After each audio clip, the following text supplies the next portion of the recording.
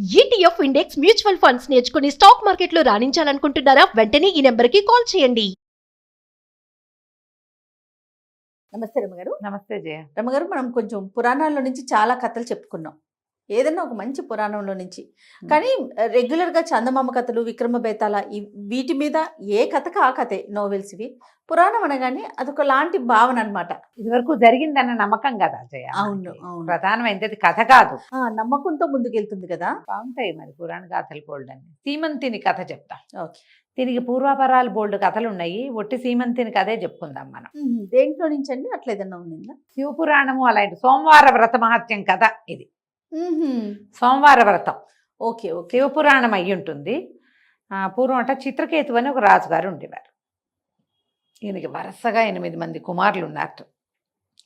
ప్రతిసారి ఈసారి కుమార్తె పుడుతుంది అనుకునేవాళ్ళు. అమ్మాయి పుడితే సరదాగా ఉంటుందని. ఆడపిల్లని పెంచే ముచ్చట వేరు కదమ్మా ఎప్పుడు కూడా.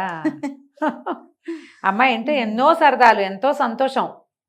మగపిల్లలకి ఏముంది? అంతే అంతే. మగపిల్లాడి పెంపకం ఆడపిల్లలే ఉన్న వాళ్ళకి ఒక మగపిల్లాడు ఉంటే వాడి పెంపకం వేరే అనిపిస్తుంది. అందరు మగపిల్లలు ఉన్నారనుకో ఇలాంటి ఐడియా వస్తుంది. ఇటుంటే అటు అనిపిస్తుంది, అటుంటే ఇటు అనిపిస్తుంది. అయితే 8 మంది పిల్లల తర్వాత వాళ్ళకి లేక ఒక అందాల రాసేన ఒక కుమార్తె కలిగింది. అమ్మాయి పేరు సీమంతిని అని పెట్టారు. వీళ్ళందరికీ తలమానికంగా ఉంటుంది పాపని. అయితే పాప ఈ జాతకం చూపించినప్పుడు ఈ పిల్లకి వైధవ్య యోగం ఉందని కనపడింది. అందులో రాజుగారు బెంగటిల్లిపోయారు రాజు రాణి. లేక ఒక పిల్ల పుడితే అది విధవరాలు అయిపోతే వైధవ్యం వస్తేట అని బాధపడ్డారు. దాచారు ఆ మాట. కానీ కొంతకాలం తర్వాత ఆ నువ్వులు ఈ వ్రతాలు చేయించేటప్పుడు పిల్లకి తెలిసిపోయింది విషయం. తనకు తెలిసిపోయి ఆ అమ్మాయి ఏం చేసిందంటే పరమేశ్వర ఆరాధన చేసేది, సోమవార వ్రతం చేసేది. సోమవారం నాడు ఏమీ ముట్టుకునేది కదా అమ్మాయి. ప్రదోషకాలంలో పరమేశ్వరార్చన చేసి శివాభిషేకం చేసి బోల్డన్ని దానాలు చేసి అప్పుడు అన్నం తినేది. ఎంతకాలమో చేసింది. అయితే ఈ అమ్మాయికి వైధవ్య యోగం ఉందన్నమాట చెప్పకుండానే ఉంచారు. బయటికి తెలియదు, పిల్లకి తెలుసు, ప్రపంచానికి తెలియకుండా ఉంచారు. అయితే కొంతకాలానికి పెళ్లి సంబంధాలు చూడడం మొదలుపెట్టారు. ఏమనుకున్నారు? పిల్ల ఇన్ని వ్రతాలు చేస్తుంది, భగవంతుడు ఏదో తప్పిస్తాడు అని చెప్పి వీళ్ళు ఏమనుకున్నారు? ఎక్కడో పెళ్లి చేసి పిల్లని వాళ్ళ రాజ్యానికి పంపేయకుండా పెళ్లి చేసి పెళ్లి కుమారుడిని మన రాజ్యంలోనే ఉంచుకుంటే 1000 కళ్ళ కాపాడి అబ్బాయికి ఏమీ సమస్యలు లేకుండా చేద్దామని భావించారు. మానవ ప్రయత్నం మీద ఒక నమ్మకం ఉంటుంది అంతే. వీళ్ళకి వచ్చిన పెళ్లి సంబంధం ఎవరు? నలదమయంతుల మనవడు, అతని కుమారుడు. దమయంతుల అంటే మునిమనవడు అనమాట. నలుడు దమయంతి వాళ్ళ మునిమనవడు నిషధరాజు, నైషధ రాజ్యానికి చెందినవాడు. వాళ్ళ అబ్బాయి అయినటువంటి చంద్రభానుడు అనే పిల్లవాడిని సెలెక్ట్ చేసుకున్నారు. సెలక్షన్ అయ్యింది. అయ్యాక వివాహం చేస్తామని అడిగారు. వాళ్ళు కూడా అబ్బాయిని పంపారు. వివాహం అయ్యాక వీళ్ళు చాలా కాలం మా పిల్లని మా దగ్గరే ఉంచుకోవాలనుకుంటాం, మేము అరిచేతిలో పెట్టి పెంచాం, మా రాజ్యలక్ష్మి మా మహాలక్ష్మి అన్నారు. వాళ్ళు కూడా ఏముందిలే, ఇంకా అతను యువరాజుగా ఉన్నాడు, రాజు కాల తండ్రి ఉన్నాడు. అందుకని ఏం చేశారు? ఈ చంద్రాంగదుడిని ఇక్కడికి పంపించారు. రాజుగారి అబ్బాయిని పంపిస్తే వీళ్ళు 1000 కళ్ళ కాపాడుతూ పిల్లని చక్కగా చూసుకునేవారు. కొన్నాళ్ళ తర్వాత ఏమైంది? ఒకనాడు వీళ్ళకి పక్కనే అదేదో నది ఉంది. ఈ నదిలో దీనికి వెళ్దామనుకున్నారు, నౌకాయానానికి అన్నీ చక్కగా ఏర్పాటు చేసుకున్నారు. నౌకాయానం చంద్రాంగదుడు పడవెక్కాడు, వెళ్తున్నాడు. ఊరికి సరదాగా తిరిగి రావడానికి వెళ్తాంగా మనం అలాగే. అవునవును. అయితే ఈ వెళ్తూ ఉంటే ఏమైంది? మధ్యలో పెద్ద తుఫాన్ వచ్చి నౌకా భంగం అయిపోయి ఈ పిల్లవాడు నీళ్లలో పడిపోయాడు. ఈ చంద్రాంగదుడు రాజకుమారుడు ఎంత వెతికినా దొరకల. రాజు రాణి లబోదిబోమని ఏడ్చారు, అయ్యో ఇలా అయిపోయిందని. అమ్మాయేమో ఇంకా వైధవ్యం వచ్చేసింది, ఇంకేముంది?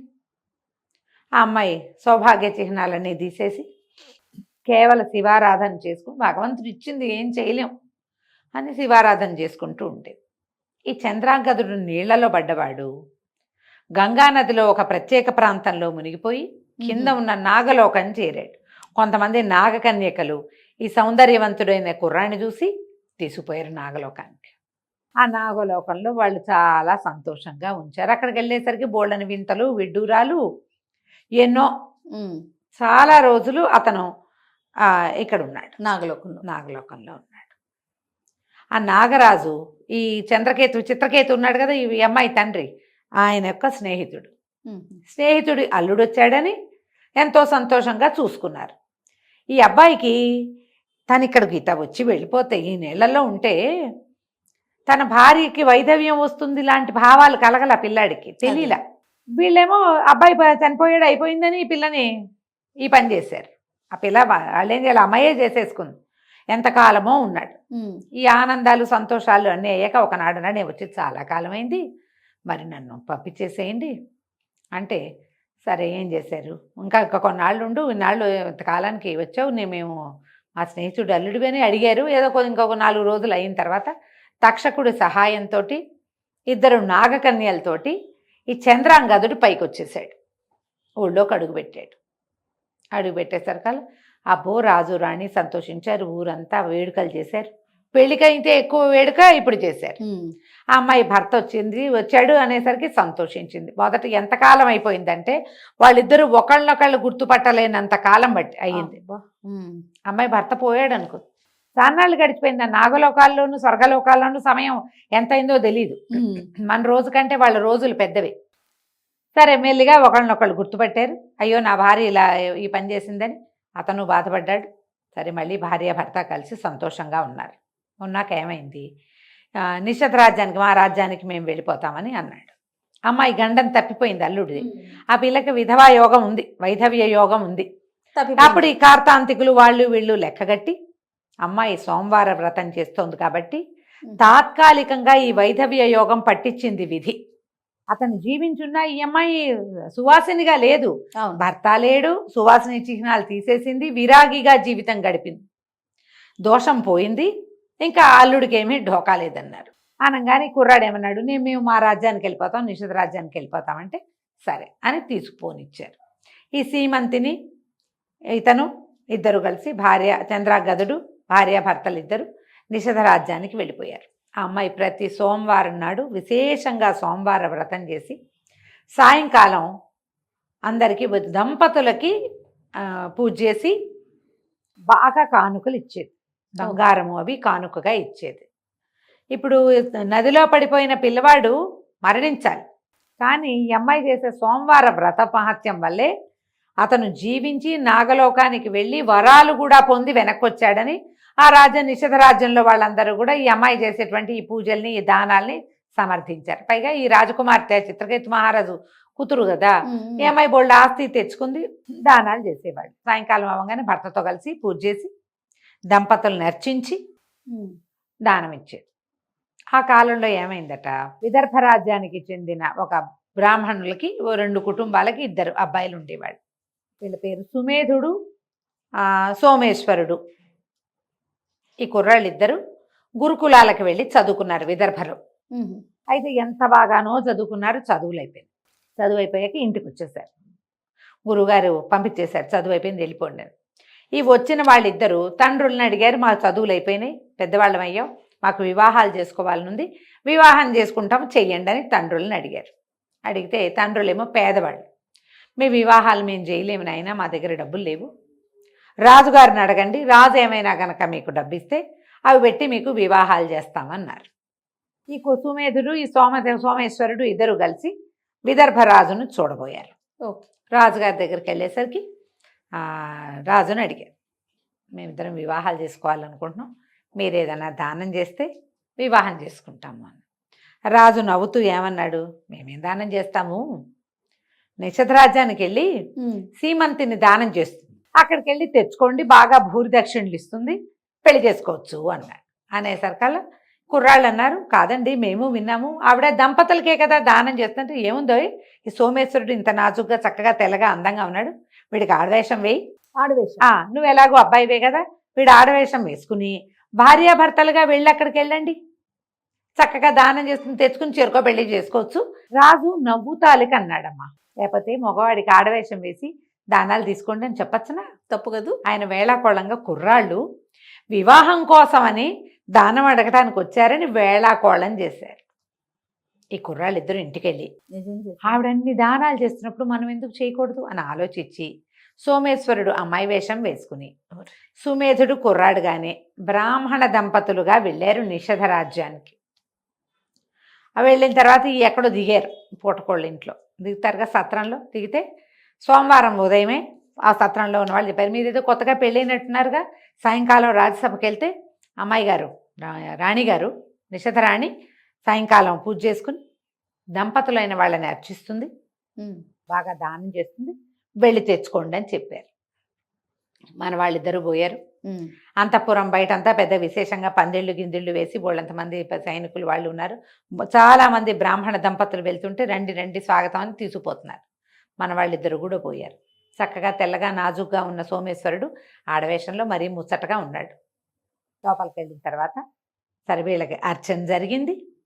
భార్యాభర్త కలిసి కాళ్ళు గడిగి బొట్లు కాటికలు అన్నీ పెట్టి కుశలం కనుక్కొని భోజనం పెట్టి బోల్డ్ అంతా బంగారము డబ్బు ధనము దానం చేశారు. అన్నీ పుచ్చుకొని ఇంటికి వచ్చారు.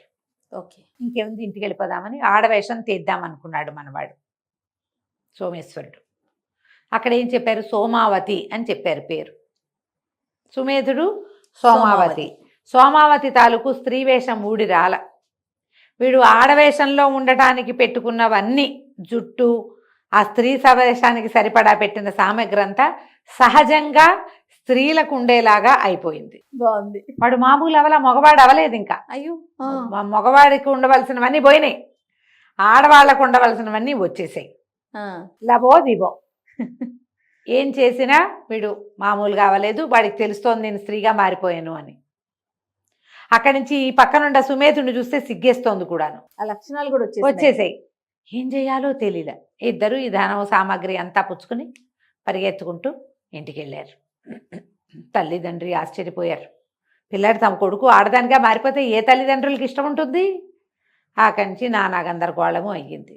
విదర్భరాజు దగ్గరికి వెళ్ళారు. రాజుగారు ఆశ్చర్యపడి, నువ్వు నవ్వుతాలు కన్నాను, చేశారుట్రా మీరు అన్నాడు. చేశారు. చేశాక ఇప్పుడు ఏం చేయాలి? అక్కడి నుంచి కార్తాంతకుల్ని వాళ్ళని వీళ్ళని పిలిచి అంతా జయించి ఎవరో మహర్షి గారు వస్తే నారద మహాముని వచ్చేటప్పుడు ఆయన్ని అడిగారు, ఇలా జరిగింది, ఇప్పుడు దీనికి పరిహారం చెప్పమంటే, సీమంతుని చేత స్త్రీగా దానం తీసుకున్నందుకు వీడికి స్త్రీ లక్షణం వచ్చింది. ఆమె చేసిన సోమవార వ్రత ఫలితం ఇది. భగవంతుడు కూడా దీన్ని మార్చడు. సోమావతిగా కంటిన్యూ చేసి ఈ సుమేధుడికి ఇచ్చి పెళ్లి చేసుకోండి, అంతే తప్ప రెండో మార్గం లేదు దీనికి. కానీ ఆ సోమవారం నాడు ఆ అమ్మాయి చేతి నుంచి తీసుకోవటం వల్ల, దానం తీసుకోవటం వల్ల వీళ్ళు విశేషంగా జీవిస్తారు. మీ అమ్మాయికి వచ్చిన ఇబ్బంది ఏమీ లేదు, హాయిగా ఉంటుంది అన్నాక ఇంకేం చేస్తారు, విదర్భరాజు తనే పూనుకుని ఈ సుమేధుడికి సోమావతికి వివాహం చేశారు. తర్వాత సోమవార వ్రతాన్ని గురించి ప్రచారం చేశారు. అంత ఫలితాన్ని ఇస్తుంది.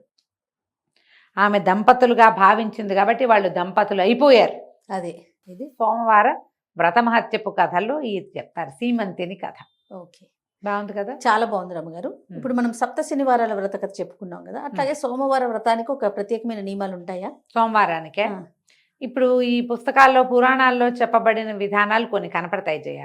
మనం సోమవారం వ్రతం చేయాలనుకుంటే ఒకవేళ శివవ్రతం అంతేనా, పరమేశ్వరుడి పూజ, పొద్దున ఉదయకాలము అభిషేకం చేసుకోవటం, శివారాధన చేసుకుంటాం, సాయంకాలం ప్రదోష వేళల్లో మళ్ళీ శివారాధన చేసుకుంటాం, పగలు ఉపవసించి రాత్రి భోజనం చేస్తారు సోమవారాలకి.